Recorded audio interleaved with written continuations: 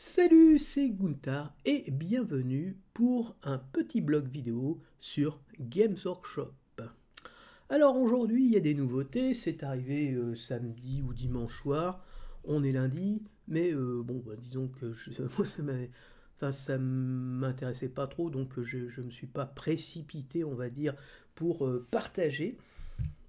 Donc pour les amateurs de chaos, eh bien, un nouveau codex, un nouveau dieu du chaos, Slaanesh, arrive enfin, qui va venir à côté de Khorne et de Nurgle, les deux vrais seuls dieux du chaos qui valent la peine. Les autres, c'est simplement des figurants. Et il y a aussi Tzeentch, pardon, qui est déjà sorti. Donc c'est celui qui manquait et qui fera plaisir à ceux qui aiment un peu les personnes déviantes, qui aiment s'habiller avec des armures de Terminator en rose bonbon. Waouh, on aime. Donc c'est super, c'est bien, c'est quelque chose de tout à fait, ridicule, je trouve. Et donc, moi, si je dis ça, c'est parce qu'il y a 20 ans, hein, voilà. Les bonus qui étaient apportés par le dieu du chaos de Khorne et le dieu du chaos de Nurgle étaient largement, très très largement supérieurs à ce que pouvaient apporter des dieux comme Tzeentch qui apportaient des améliorations au sort, voilà, qui était jeté avec plus de chances de réussir, et de l'autre côté, quelqu'un qui était indémoralisable. Alors ça peut être intéressant, surtout quand on est assez fort, mais bon, moi je veux dire, avec quelqu'un qui nettoyait la table Khorne en un seul round et qui massacrait tout le monde, ou quelqu'un qui ne perdait pas un homme avec Nurgle parce qu'il était absolument imblessable, intuable, bah de pas perdre le moral, on s'en foutait totalement. Donc voilà, c'est vraiment le dieu qui était dont on se foutait éperdument. Et comme je vous dis, quand on parle du chaos, on parle d'un rouge sang, on parle de noir, on parle de quelque chose, le vert putride, le rose bonbon, le rose flashy, ou alors le mauve, voilà, qui pète. Non, non, non, non, non. Encore, Tzeentch avec ses armures possédées, voilà, qui sont animées par les restes, les mânes d'un défunt Space Marine du chaos qui s'est donné à ce dieu, pourquoi pas? Et encore, ils avaient des armures bleues de caster, ça faisait un peu cuculapraline, et bon, enfin, ça n'a jamais vraiment botté tout vrai chaoteux qui se respecte. Oui, alors, bon, c'est un sadique, sadomaso, ouais, enfin bref. Donc, regardons un petit peu. Voilà, hop là. Donc la boîte de lancement de ce nouveau dieu est une boîte qui est intéressante financièrement parlant, c'est quand même le principe. Après, c'est peut-être moins qu'avant, mais je n'ai pas de référence, hein, par rapport à un passé, puisque moi je reprends après 20 ans d'absence. Donc une belle boîte, enfin, les dessins sont quand même sympathiques. Là, on voit le patron de Slaanesh. Là, vous avez un codex dont la seule différence est que il y a une photo qui ne sera pas la même que le codex lambda que vous trouverez après dans les magasins. Une boîte qui décrit les unités, donc les cartes d'unité, pareil, avec, c'est super, hein, voilà, on aime bien le rose. Là, on a l'impression qu'il y a la queue qui sort. Désolé, mais moi, ça me fait penser à ça. C'est franchement pas ma tasse de thé. Quand je vois l'armée, ça me donne absolument pas envie de jouer un truc qui ressemble à ça. Voilà. Désolé, c'est mon truc, hein. Moi, je vous dis, quand on parle de chaos, les juggernauts de Khorne, voilà, des traits tranchés, des gens qui se font couper en rondelles, why not, pourquoi pas. Ça fait très chaotique. Nurgle qui répond la pestilence et la maladie, moi j'aime bien, je trouve ça fun. Alors les mecs qui arrivent en disant nous on est des sadiques, et puis tout en étant habillés en rose bonbon avec une guêpière, non, c'est franchement pas ma tasse de thé. Voilà, donc vous avez 33 figurines, vous avez 10 figurines de Noise Marine, vous avez des gens qui, voilà, des Space Marines normaux, tir et, on va dire, tir et corps à corps, et le champion qui doit être ici, avec plusieurs possibilités de modification. Voilà, vous pouvez en faire du corps à corps, voilà, le fouet. Ouh, tu vas être puni, coquin. Voilà, et le pistolet, ou voilà, pistolet, ça m'a l'air plasma avec une épée, on va dire énergétique. Bon, le truc, le dessin, il est superbe, mais franchement, pour ça, je m'en fous. Par contre, voilà, ils annoncent la sortie de la Combat Patrol Eldari, et comme je l'avais déjà dit, moi, elle me semble plutôt intéressante d'un point de vue financier, et je dirais d'un point de vue, on va dire, constitution des listes d'armées Eldar, puisque elles viennent vraiment compenser. Là, vous avez une bonne base pour faire voilà, un détachement guerrier aspect. Là, vous avez quelque chose qui sont des guerriers fantômes qui, avec un psycheur, peut venir se mettre avec le Dreadnought fantôme, là je sais plus comment il s'appelle, de l'ancienne boîte que je possède. Et donc ça peut être à la base de deux types de détachements, les guerriers aspect ou les guerriers fantômes.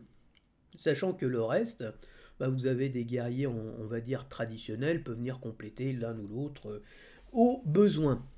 Donc, et qui plus est, ça peut se révéler intéressant financièrement, et en tout cas, c'est sans doute l'une des combats de patrol V10 qui est la moins mauvaise. Après, vous avez voilà, un bouquin, Lucius, l'éternel, gna gna gna, c'est le méchant pas gentil, là, qui a son fouet, qui vous fouette à mort, oulala. Bon, non, ça encore, j'en ai rien à foutre.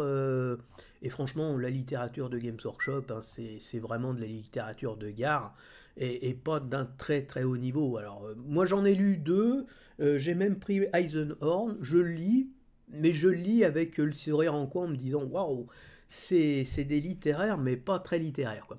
Ensuite, donc on va revenir à la boîte Eldari. Donc l'ancienne boîte, la V9, voilà, j'ai fait par rapport à la ristourne qu'on avait sur les prix à l'unité. Donc, ce qui est assez étonnant, c'est qu'il y a quand même plusieurs V10 qui viennent se loger, on va dire, dans le haut du classement. Les Tyrannides et les Orques qui sont dans les 10 premières places, et les Eldar V10. Oui, oui, oui. Alors par contre, après V10, V10, V10, V10, V10, V10, V10, V10, V10, V10, et tout le reste c'est du V9. Voilà, donc clairement, on voit quand même qu'il y a une déperdition au niveau de la ristourne, et avec quand même ce summum de la boîte Space Marine qui ne propose que 11% de réduction pour 430 points. Alors, je rappelle, hein, c'était vendu, la patrouille, c'était quand même vendu pour des combats de 500 points. Et ben, j'espère qu'avec la V11 qui va sortir en 2006, on va faire finalement un peu comme dans Age of Sigmar, hein, où comment dire, les spires, oui, les boîtes de combat qui sont les spires box, je ne sais plus quoi là, qui sont vraiment taillées pour être opposées les unes aux autres, vont reprendre un peu le système, on va l'adapter à Warhammer 40 000 pour vraiment permettre aux gens se dire bah, j'achète comme ça, des unités comme ça pour me faire une petite idée et faire des petits combats avec 500 points d'armée, mais qui soient équilibrés. Parce que quand vous voyez un truc 430 points euros et puis de l'autre côté vous avez 735 points euros, why not, hein, mais c'est pas équilibré du tout. Donc la patrouille Eldar V9 que je trouvais vraiment formidable, que j'ai déjà, donc 441 points de réduction, et quand vous l'achetez, on va dire avec la ristourne, ça vous fait du 52% de réduction, c'est énorme, c'est vraiment intéressant, et vous aviez 485 points.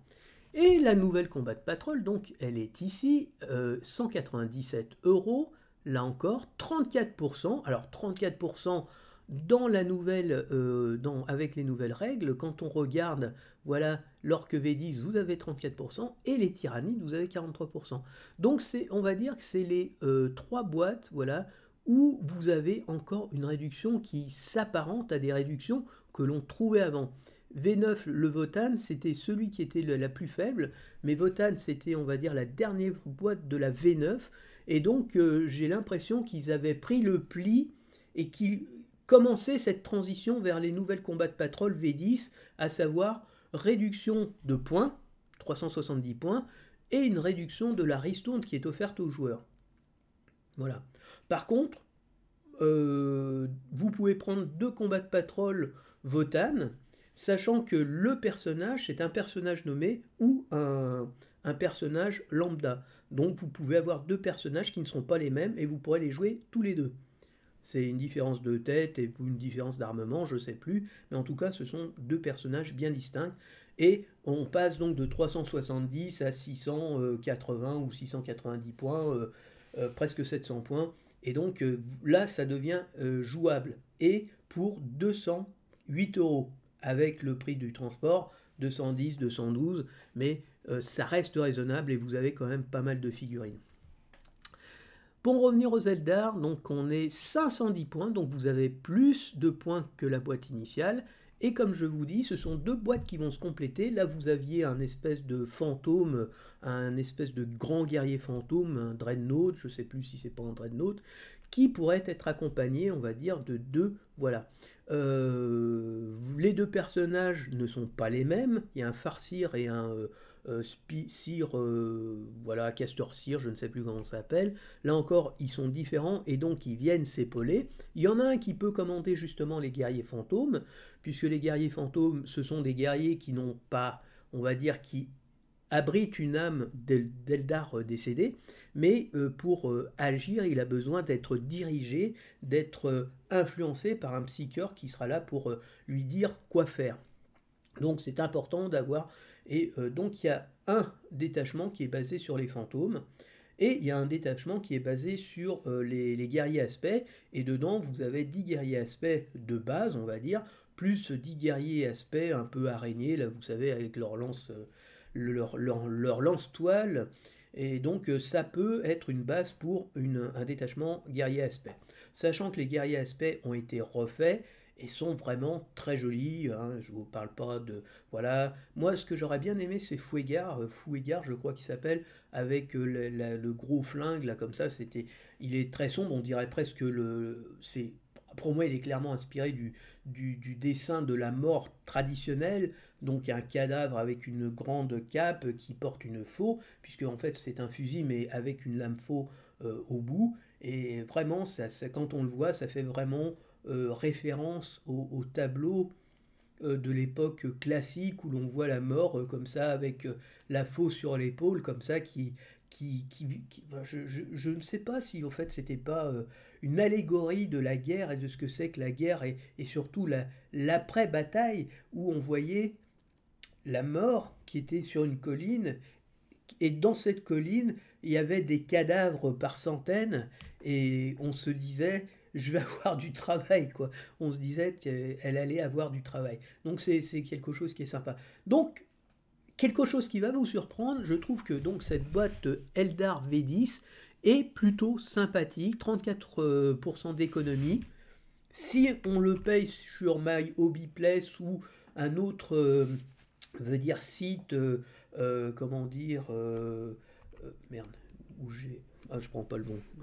Un autre site 104 euros, vous êtes à 47 euros. Donc on n'était pas loin des 50 euros qu'on avait trouvé au-dessus. Presque 50% de réduction, c'est quelque chose qui est formidable.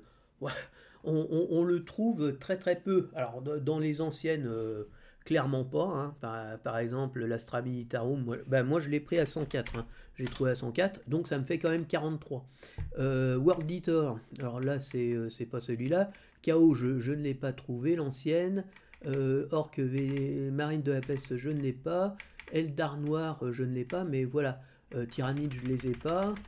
Tiens, Adeptus Mechanicus, alors l'un des moins bons, à 104 euros, ça fait 42 euros. 42%. Voilà.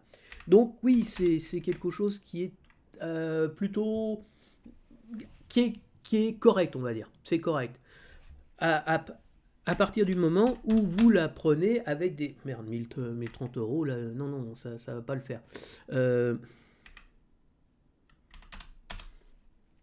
Voilà, à partir du moment où vous l'achetez avec une réduction, c'est toujours intéressant. Mais même si vous le payez plein pot, je veux dire, c'est intéressant dans le sens où vous avez quand même un tiers de réduction par rapport au prix original. Donc c'est intéressant.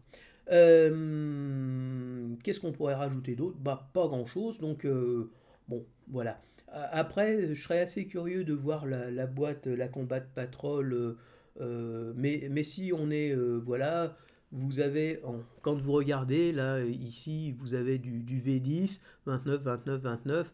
Là, c'est 43%. Là, il y a quelque chose qui va pas. Oui. Ah bah, 29%, voilà. World Eater, ça c'était une projection que j'avais faite pour s'ils font une nouvelle Combat Patrol, j'espère bien. Et dedans, en gros, bah, j'avais mis une poignée, enfin c'est les octoliers, 6 octoliers, un champion, et puis à pied donc, et puis 10 berserkers classiques quoi. Donc on arriverait à 29%, 455 points, ça serait plutôt pas mal. Donc l'Adeptus Mechanicus c'est du 28%, le Chaos nouveau c'est du 27%. Là l'Adeptus, ça c'est la Boarding Patrol, donc c'est 38% de réduction. Hein. Par contre, pourquoi c'est à 30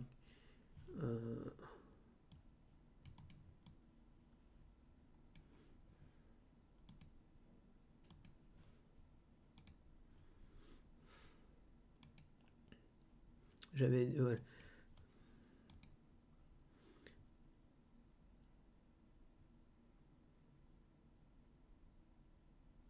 Oula, qu'est-ce qui se passe là?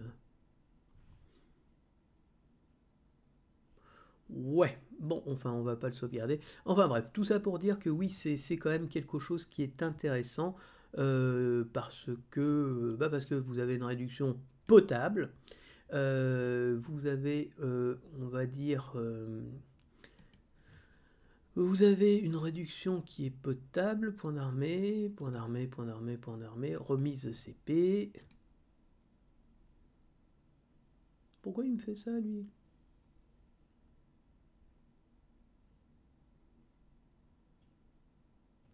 Bon, c'est pas grave, je vais vérifier. Voilà, donc est-ce que ça vaut le coup d'acheter? Oui, oui, oui, oui, clairement.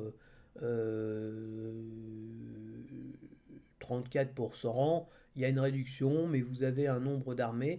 Pour moi, ça n'est pas une base d'armée, voilà, parce que vous avez que des troupes d'élite carrément. Oui, vous avez que des troupes d'élite, vous avez que des guerriers aspects, des guerriers fantômes, vous n'avez pas de troupes de base.